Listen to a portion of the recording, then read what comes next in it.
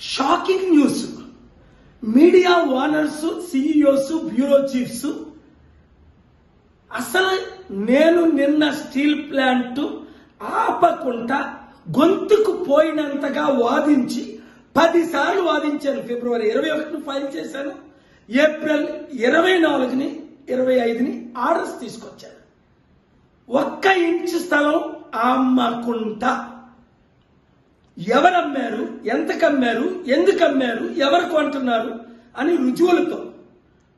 నేను తప్ప ఎవరైనా వాదించారా?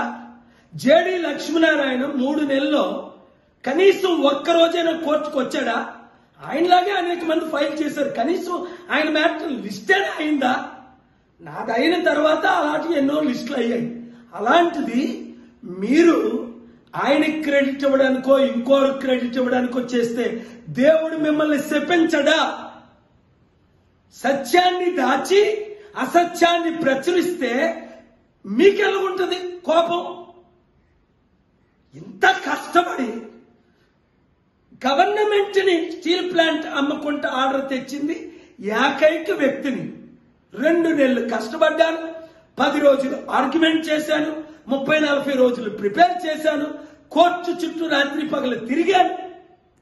ఇంత చేస్తే నాకు క్రెడిట్ ఇవ్వడానికి మీకు దేవుడే అన్నాడు, whom the credit is due, the credit is due అని. ఇంకా ఎవరికో క్రెడిట్ ఇస్తే మీ కుటుంబాలు సర్వనాశనం అవ్వకపోతే నా పేరుకే పాలు కాదు, మిమ్మల్ని కూడా విడిచిపెట్టను.